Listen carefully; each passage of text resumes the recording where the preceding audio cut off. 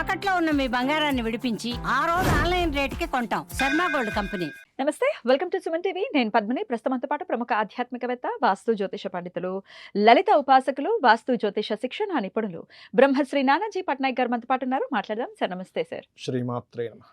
Sir, Karthika మాసంలో కార్తవీర్యార్జునుడి జయంతి వస్తుంది. కార్తవీర్యార్జునుడి ఆరాధన అసలు ఎందుకు చెయ్యాలి అనేది తెలిసినటువంటి విషయమే. పోయిన వస్తువులకి కేర్ ఆఫ్ అడ్రస్ ఆయన్ని ఎక్కడున్నా తీసుకొచ్చి మన చేతిలో పెడతారు అని అంటారు. అయితే ప్రత్యేకంగా ఆయన జయంతిని ఎలా జరుపుకుంటే గనక బంగారం పోయిందండి, లేకపోతే మనుషులు తప్పిపోయారు ఇంట్లో నుంచి, లేకపోతే ఈ ఆస్తులు మా చేజారిపోయింది, ధర్మం మా పక్షాన ఉంది అనుకున్న పక్షాన ఖచ్చితంగా మనకి రావాల్సినవి మనకు అందుతాయా? ఇంతకీ ఆయన ఆరాధన ఎలా చేయాలి? ఇవన్నీ ఒక్కసారి మీ ద్వారా తెలుసుకోవాలనుకుంటున్నాను. కార్తవీర్యార్జునది 1008 శ్లోకాస్ ఉంటాయండి. యాక్చువల్గా నామాలు నామజపం చేస్తారు. ఇంకోటి ఏంటంటే కేవలం నష్టద్రవ్య ప్రాప్తి ఒకటే కాకుండా నిత్యము గనక ఎవరైనా కార్తవీర్యార్జుని మంత్రాన్ని గనక జపించినట్లయితే లేదా అష్టోత్తరం కానీ ఇట్లా ఏమైనా చేసుకున్నట్లయితే మొట్టమొదటిగా వాళ్ళకి ఆకస్మిక సంఘటనలు ఏవైతే ఉంటాయో, గండాలు ఏవైతే ఉంటాయో, ఆల్ ఆఫ్ సడన్గా కొంతమంది చూడండి లైఫ్లో ఏమవుతుందంటే మంచి వెలుగుతూ సడన్గా డౌన్ఫాల్ అవుతారు. ఆ సడన్ డౌన్ఫాల్ అనేటువంటిది జరగదు. సర్వసాధారణంగా ఏంటంటే జాతక చక్రంలో అష్టమ స్థానం యాక్టివ్ అయినా ఇక్కడ రెండు ఉంటాయండి. ప్రతిదీ కూడా positive active and negative trigger ఉంటుంది. Negative trigger and positive trigger ఉంటుంది. మనం అష్టమం అనగా ఎంతసేపు నెగిటివ్ అనే కాదు, అష్టమం బాగుంటే మనకి తాతగారు ఆస్తి కూడా వస్తుంది. అలాగే ఆకస్మికంగా కలిసి వస్తాయి. కొంతమందికి చూడండి వీటిలో కొన్ని ఈజీ మనీ కలిసి వస్తుంది, అష్టమమే ఇస్తుంది యాక్చువల్గా. ఓకే. అయితే ఇక్కడ మీకు అది నెగటివ్ ట్రిగర్ అయింది అష్టమం. అప్పుడు ఏమవుతుందంటే యాక్సిడెంట్స్ అవ్వడము, సడన్గా ఒకటేసారి ఎవరో దొంగలు పడి బంగారం పోయిందనో, లేకపోతే ప్రయాణంలో బంగారం పోయింది అంటుంటారు. అసలు పోకుండా ఉండడానికి చేసుకోవచ్చు, పోయిన తర్వాత చేయడం కంటే కూడా పోకుండా ఉండడానికి కూడా చేసుకోవచ్చు. ఇప్పుడు చాలామంది ఏంటంటే సరే చేసుకుంటాం, ఏంటి సడన్గా వచ్చి మన మూట మనకు దొరుకుతుందా అంటే అలా కాదు, దొరుకుతుంది. అంటే అసలు ఎలా చేయాలి? సరే పోయిందని అనుకుంటున్నాము, ఎవరైనా అంటే తెలిసిన వాళ్ళు పరిచయం అవ్వడం, మీరు ఈ డిపార్ట్మెంట్లో మనకు తెలిసిన వాళ్ళు ఉన్నారు, మీరు కంప్లైంట్ ఇవ్వండి, వాళ్ళు తెచ్చి పెడతారని. అంటే మనకేంటంటే ఏదో ఒక రూపంలోనే వస్తుందండి, అంటే మార్గం ద్వారానే. ఎందుకంటే ఇక్కడ మీరు అర్థం చేసుకున్నట్లయితే శ్రీకృష్ణ పరమాత్మ మహాభారత యుద్ధంలో వాళ్ళ పక్షాన ఉన్నాడు, ఆయన అనుగ్రహం ఉంది, వాళ్ళు యుద్ధం గెలిచారు. కానీ ఆయన యుద్ధం చేస్తూ కూర్చోలే, యుద్ధాన్ని వీళ్ళతోనే చేయించాడు.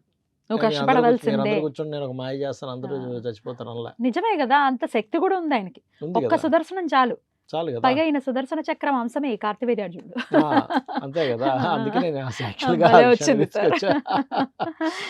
అలా ఏంటంటే మనం ఇంతసేపు కూడా ఒక దేవత అనుగ్రహం అనేటువంటిది మనకి ఒక రూటును చూపించడానికి ఖచ్చితంగా మనకు వస్తుంది. మరి కార్తవీర్యార్జున అనుకోండి, ఇంకో దేవత ఎవరినైనా అనుకోండి, ఖచ్చితంగా మనకు ఆ రూట్ అనేది చూపిస్తుంది. అయితే ఇది సహజంగా చేసుకునేటువంటి విధానం ఏమిటి? దీనిలో తంత్ర విధానం కూడా ఉంది కార్తవీర్యార్జునుది.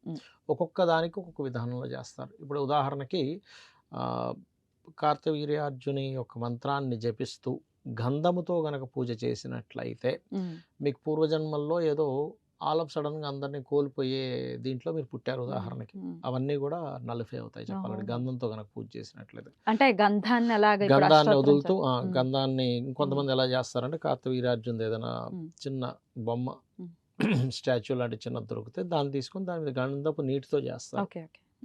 లేదా శత్రు భయం ఎక్కువగా ఉంది, శత్రువులు ఎప్పుడు ఏదో ఒకటి కబ్జా చేసేసి లేదా వీళ్ళు ఏదో లాగేసుకుందామని చూస్తున్నారు, అలాంటప్పుడు కుంకుమ నీటితో కానీ కుంకుమతో కానీ చేస్తారు. ఇంకొంతమందికి వ్యాపారంలో శత్రువులు ఎక్కువగా ఉంటూ ఉంటారు, వ్యాపారం సరిగ్గా సాగనివ్వకుండా అడ్డుపడుతూ ఉంటారు. అంటే వీళ్ళకి ఇప్పుడు దొంగతనం అంటే ఎంతసేపు మీరు ఫిజికల్గా తీసుకునేదే కాదు, మీకు రావాల్సిన కస్టమర్ని ఇంకోటి లాగేసుకుంటున్నాడు, అది కూడా దొంగతనమే. ఏదో మాయమాటలు చెప్పేసి అయ్యో అక్కడికి ఎందుకు వెళ్తారు సార్, అక్కడ ప్రోడక్ట్ బాగోదు, అంతా నాసిరకం అమ్ముతారు, మీకు తెలుసో తెలియదు, మన దగ్గర చాలా ఇది ఉంటుంది, చాలా కంప్లైంట్లు ఉన్నాయని ఏదో చెప్పేస్తాడు. ఇవాళ రేపు ఎలా ఉందంటే అసలు ధర్మం అనేటువంటిది చాలా తగ్గిపోయింది. కాబట్టి అలాంటివి కలగకుండా ఉండడానికి బిల్వపత్రాన్ని తీసుకొని కుంకుమ గంధము రెండు అద్ది స్వామివారి దగ్గర పెట్టి కనుక చేసుకున్నట్లయితే ఆ కార్తవీర్యార్జుని యొక్క అనుగ్రహంతో అటువంటివి కలగకుండా ఉంటాయి. మనకేంటంటే సూక్ష్మ రూపంలో మనం ఒక దేవతను ఇప్పుడు ఉదాహరణకి లలితనే చేసుకుంటున్నాం అనుకోండి, ఎవరైనా మన మీద ఏదైనా ప్రయోగం చేద్దాము అనగానే లలిత అమ్మవారి యొక్క పరివారంలో ఉండేటువంటి ఆ యొక్క ప్రత్యంగిర అనేటువంటి అమ్మవారు వెళ్ళి అక్కడ ఫైట్ చేస్తుంది యాక్చువల్గా. కాబట్టి ఏంటంటే మనం ఏదైనా ఒక దేవతను చేస్తున్నామంటే ఆ దేవత ఎనర్జీ మనకి కాపాడుతుందండి. కాకపోతే ఇక్కడ ఏంటంటే మనం ఎంతవరకు దాన్ని కంప్లీట్గా చేస్తున్నాము. ఇప్పుడు ఎలా అంటే రకరకాల రిలేషన్స్లో ఉంటుంటాడు మనిషి, తండ్రితోని, తల్లితోని, లేకపోతే పిల్లలతోని, భార్యతోని, లేకపోతే ఫ్రెండ్స్తోని. నువ్వు ఎంత ప్యూర్గా ఎంత బాగా వాళ్ళతో ఉంటే వాళ్ళ నుంచి నీకు అంత ఎలా లభిస్తుందో ఒక మనిషికి ఉన్నటువంటి దాంట్లో, అలా కాకుండా పక్క పోయి ఈ వ్యక్తి గురించి ఇంకో రకంగా మళ్ళీ ప్రాపగాండా చేస్తూ అట్లా ఉంటే ఎలా అయితే అవతల వాళ్ళతో మనకి రిలేషన్ ఎలా పోతుందో దేవతతో కూడా రిలేషన్ ఉంటుంది. నువ్వెంత మర్యాదగా ఉన్నావు, నువ్వెంత రోజు అంటే ఒక పాపని చూసుకున్నట్టుగా, ఒక బేబీని చిన్న పిల్లని తల్లి చూసుకుంటే చూసారు, అయ్యో పొద్దున్నే ఇంకేం తినలేదు అని అట్లా ఫీల్ అవ్వగలగాలి. అలా గనక మీరు చేయగలిగితే ఖచ్చితంగా మంచి ఫలితం ఉంటుంది. బ్యూటిఫుల్ సార్, అలా చేయమంటున్నారు. అయితే కార్తవీర్యార్జునుడి ఆరాధన అంటే సాయం సంధ్య వేళ చేస్తే మరింత ఫలితం ఉంటుందని అనుకోవచ్చా సార్? అంటే సహజంగా ఏంటంటే ఉగ్రస్వరూపం సంబంధించినవి ఏవైనా సరే సాయంత్రం చేయాలి.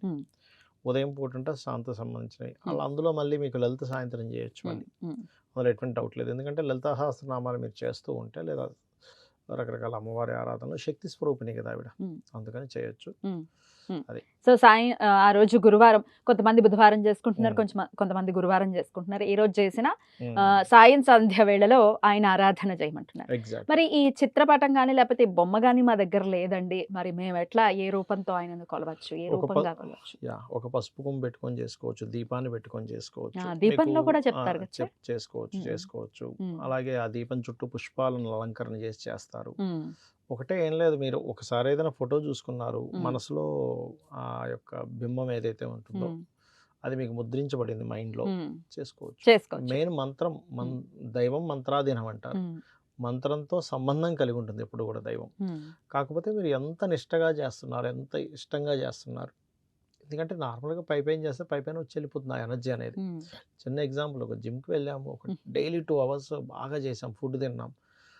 అది ఎలా అయితే డైలీ చేస్తే ఒక 1 year 2 yearsకి మీ ఫిజికల్గా ఎలా అయితే బాడీలో మార్పు వస్తుందో, ఇది అంతే సేమ్ యాజ్ ఇట్ ఈజ్ నిత్య దేవతారాధన ఎవరైతే చేస్తారో 100% ఆ ఎనర్జీ వాడి దగ్గరికి మెల్లమెల్లగా వస్తుంది, ఒకటేసారి రాదు. అలా నిత్యము చేయాలి. ఇప్పుడు జిమ్ కూడా అంతేగా, అంతే సార్. మీరు వారానికి బాడీ బిల్డ్ అవ్వాలంటే వారానికి ఒకసారి వెళ్తా అంటే మీరు జీవితాంతం వెళ్ళినా అవ్వదు. సెట్ కాదు. అక్కడ ఎనర్జీని మనం ఫామ్ చేసుకుంటున్నాం, ఇక్కడేమో ఫిజికల్ గా ఫామ్ చేసుకుంటున్నాం, అక్కడ సూక్ష్మ రూపంలో ఉండేటువంటి దేవత ఎనర్జీని ఫామ్ చేసుకుంటున్నాం. Right sir. సో ఆ విధంగా చేసుకోవచ్చు. ఎగ్జాక్ట్లీ రైట్ సార్, చాలా బ్యూటిఫుల్ గా ఎక్స్ప్లెయిన్ చేశారు సార్. అయినా కార్తవీర్యార్జునుడు లేనటువంటి ఇల్లు ఉండదేమో అనిపిస్తుంది, ఎందుకంటే సుదర్శన చక్రమే ఆయన కదా. విష్ణుమూర్తి లేని ఇల్లును అసలు మనం ఊహించగలమా? విష్ణుమూర్తి చేతిలో ఖచ్చితంగా సుదర్శనం ఉంటుంది.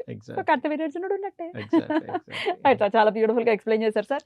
కార్తవీర్యార్జునుడి అనుగ్రహంతో వాళ్ళకి పోయినటువంటి ద్రవ్యం రావటమే కాకుండా అసలు మన ద్రవ్యం పోకుండా కూడా మనం కాపాడుకోవచ్చు అని చెప్తున్నారు. కాబట్టి ఎందుకంటే చాలా మందికి ఇన్సెక్యూరిటీ ఉంటది కదండి, ఇన్సెక్యూర్ గా ఫీల్ అవుతారు, ఎవరైనా కొట్టేస్తారేమో, ఏదైనా చేస్తారేమో, ఇంట్లో దొంగలు ఉంటూ ఉంటారు సార్ చాలా మందికి. రైట్ సార్, చాలా బ్యూటిఫుల్ గా ఎక్స్ప్లెయిన్ చేశారు సార్. కృతజ్ఞతలు. నమస్తే సార్. శ్రీమాత్రే నమః.